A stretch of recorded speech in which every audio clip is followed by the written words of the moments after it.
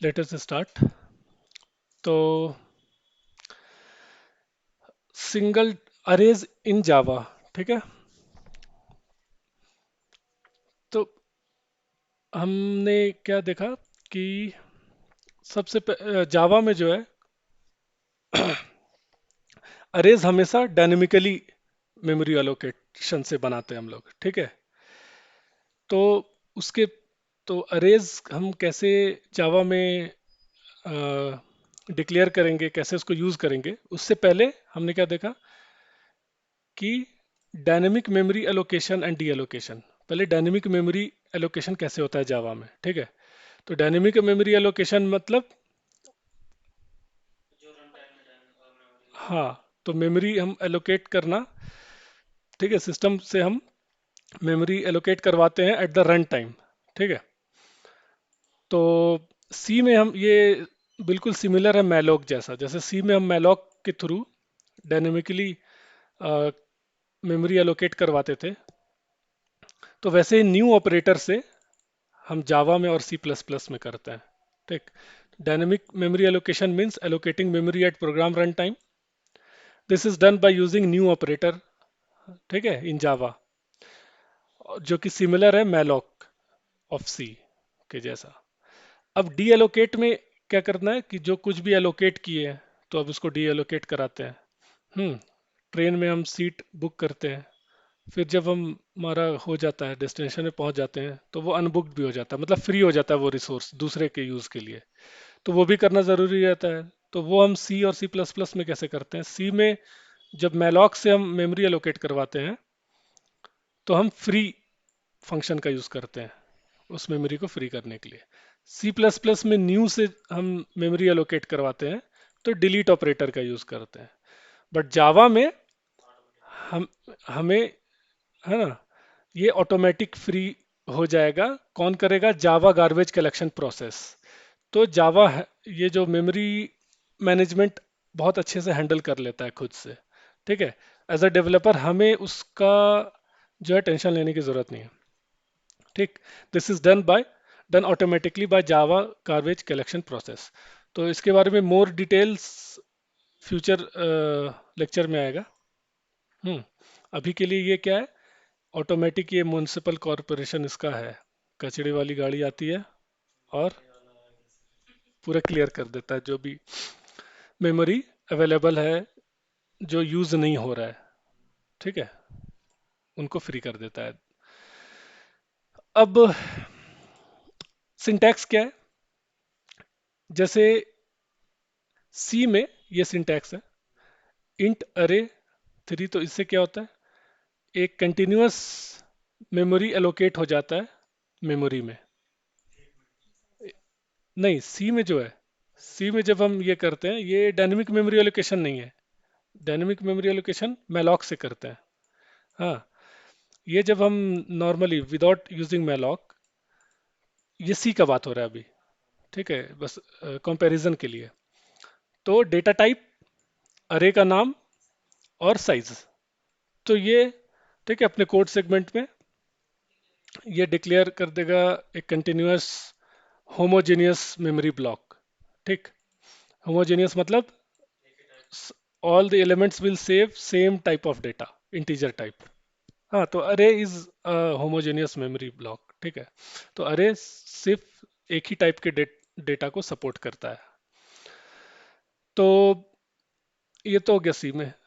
अब जावा में हम इसको ऐसे लिखते हैं, अब इसको ब्रेक डाउन करते हैं कि ये क्या है, इसके एक एक पार्ट को। तो यहाँ पे जो फर्स्ट पार्ट है, इंट अरे, ये स्क्वायर ब्रैकेट, ये क्या करता है, ये एक्चुअली में अरे नहीं है, इसको यहाँ फिगर में समझा जाए, कंसीडर दिस। हाँ, तो यहाँ पे भी बोला गया है, अगर आप यहाँ पे देखो कि consider this statement, integer array is equal to new int, ठीक है, यहाँ पे थ्री साइज का। इसको अगर हम फिगर में समझे तो सबसे पहले इक्वल टू के राइट साइड वाला रिजॉल्व करेगा सिस्टम, न्यू इंटीजर थ्री। इससे क्या होगा, क्योंकि ये न्यू से क्या होता है, डायनेमिक मेमोरी एलोकेशन होगा। तो हीप सेगमेंट में तीन साइज का, ठीक है, तीन इंटीजर आपको दे देगा। कंटिन्यूअस मेमोरी ब्लॉक आपके लिए एलोकेट हो गया, ठीक। और हीप सेगमेंट में कोई भी मेमोरी अगर एलोकेट होता है तो उसका नाम नहीं होता है, उसके एड्रेस के थ्रू ही हम यूज करते हैं, ठीक है। कोड सेगमेंट में कोई अगर वेरिएबल, अरे, जो भी एलोकेट होता है, उसको दो तरीके से हमारे पास ऑप्शन रहता है यूज करने के लिए, नेम या फिर उसका एड्रेस। बट हीप सेगमेंट में केवल उसके एड्रेस के थ्रू। तो न्यू जो है तीन इंटीजर यहाँ बुक कर देगा, ठीक है, हमारे लिए, और उसका स्टार्टिंग एड्रेस रिटर्न करेगा। अब एड्रेस आ रहा है तो ऐसे वेरिएबल में सेव करेंगे जो एड्रेस के लिए बना हो। इंटीजर वेरिएबल में सेव करते हैं इंटीजर डेटा, और एड्रेस सेव करेंगे रेफरेंस में, ठीक है। तो एक रेफरेंस में सेव करेंगे। अब रेफरेंस क्या होता है? Reference is an entity that can store address, है ना। तो अब रेफरेंस तो आ रहा है, किस टाइप का रेफरेंस, किस टाइप एड्रेस जो आ रहा है वो किस डेटा टाइप का आ रहा है? इंटीजर का। तो इंटीजर रेफरेंस में, अब ये इंटीजर केवल एक इंटीजर वेरिएबल नहीं है, ये इंटीजर अरे है। इंटीजर अरे है तो हम इंटीजर अरे रेफरेंस में स्टोर करेंगे एड्रेस, ठीक है। राइट और लेफ्ट जिस तरह का एड्रेस आ रहा है उसी टाइप के, हाँ, रेफरेंस में हम रखते हैं। सी में भी हम यही करते हैं कि अगर कैरेक्टर का एड्रेस आ रहा है तो कैरेक्टर पॉइंटर में रखते हैं, इंटीजर का आ रहा है तो इंटीजर पॉइंटर में, और अगर इंटीजर अरे का आ रहा है तो इंटीजर अरे रेफरेंस में, ठीक है। ये है। अब इसका प्रूफ, चलो फिर अभी, ये तो हम यहाँ पे देख रहे थे। तो इट इज़ एन इंटीजर अरे रेफरेंस डिक्लेरेशन, और जो ये वाली पार्ट है, ये allocate an array in heap memory and return its initial address, जो कि हम इक्वल टू से यहाँ पे इसको असाइन कर देते हैं इस रेफरेंस को। The array element will be auto initialise to zero. जब हम एलोकेट करेंगे इनिशियली, जैसे ही ये वाली केवल रन हुई, ठीक है, तो इनिशियली सारे फील्ड्स में जीरो रहेंगे, ठीक है। ये ऑटोमेटिकली गार्बेज फ्री रहेगा जावा में। तो यही हम लोग यहाँ पे किए। उसके बाद हमने एग्जीक्यूट करके इसको रन करके देखा।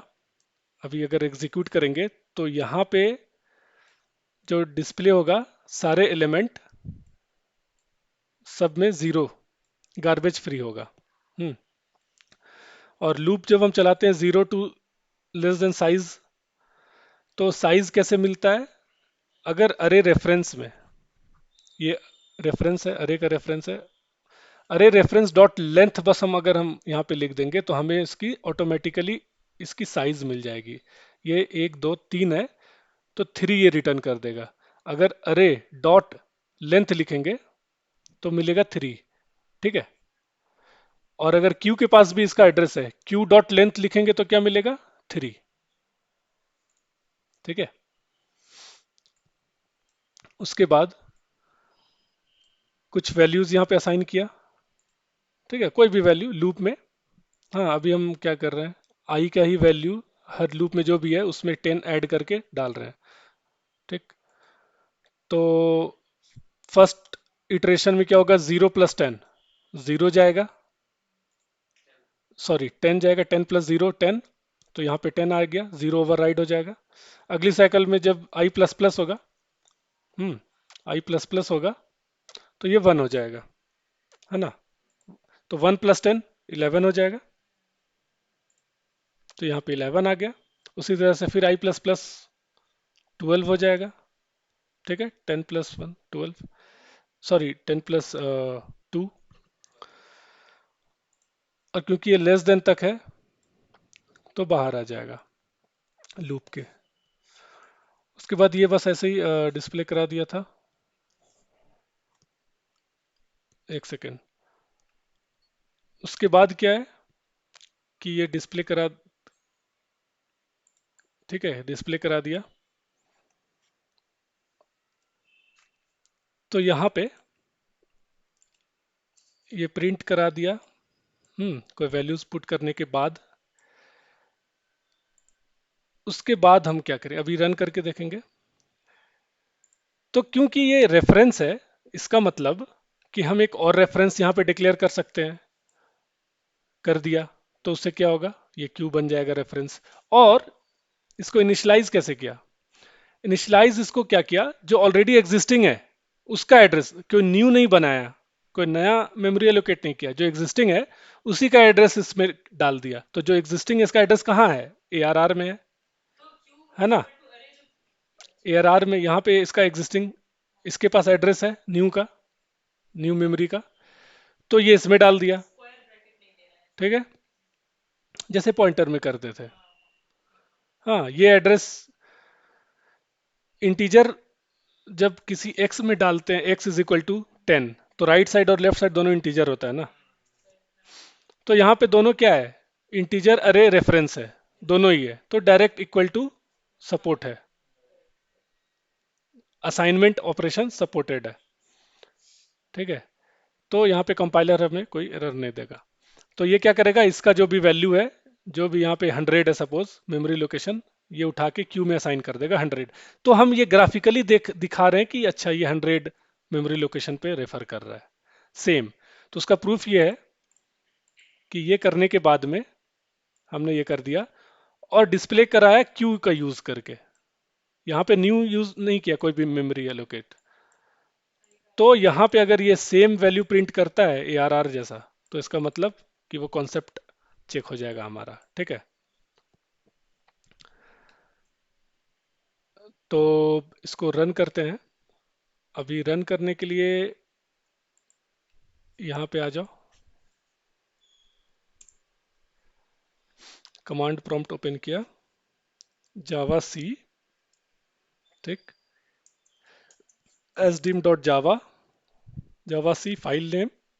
जैसे ही हम कंपाइल करेंगे तो यहाँ पे एक डॉट क्लास फाइल, एक बाइट कोड जनरेट हो जाएगी एसडीम डॉट क्लास नाम से। अभी एसडीम नाम से केवल एक जावा फाइल है और पीएनजी फाइल है। ठीक है, अभी एक तीसरा भी बन जाएगा कंपाइल के बाद।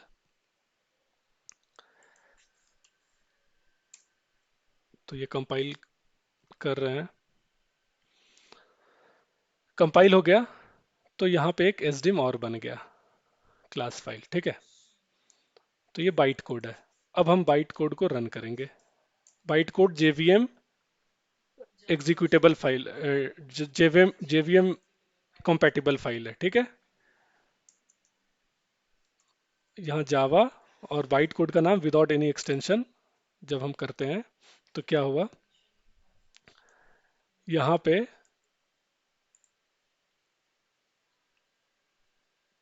पहले हमने बनाया और बस सिंपली डिस्प्ले करा दिया, तो हम देखे गार्बेज फ्री है।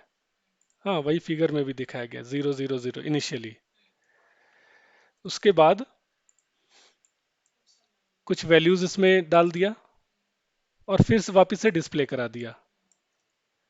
तो इसके बाद 11, 10, 11, 12, फिर कॉन्सेप्ट चेक में एक दूसरा रेफरेंस बनाया और एग्जिस्टिंग अरे की एड्रेस डाल दिया क्यू में, और यूजिंग क्यू डिस्प्ले करा के देखा तो हाँ, वो डिस्प्ले करा रहा है सेम वैल्यू, मतलब ये वर्क कर रहा है, ये ऐसा बन गया इंटरनली। ठीक है, तो ये है सिंगल डायमेंशनल अरे जावा में। और तो वही चीज़ यहाँ पे उसकी थ्योरी है। अच्छा, ये तो नहीं, मतलब ये इतना यहाँ तक। ठीक है, और फिर यहाँ पे क्या था, एक अल्टरनेट डिक्लेरेशन, एक अल्टरनेट रेफरेंस डिक्लेरेशन सिंटैक्स है ये, कि हम रेफरेंस नेम के बाद या फिर पहले भी लगा सकते हैं ये स्क्वायर ब्रैकेट। लेकिन डिफरेंस है, अगर हम ऐसे लिखते हैं इंटीजर अरे स्क्वायर ब्रैकेट फिर बी सी, तो इससे क्या होता है, ए तो अरे रेफरेंस बन जाएगा बट बी सी क्या है, इंटीजर टाइप का बनेगा।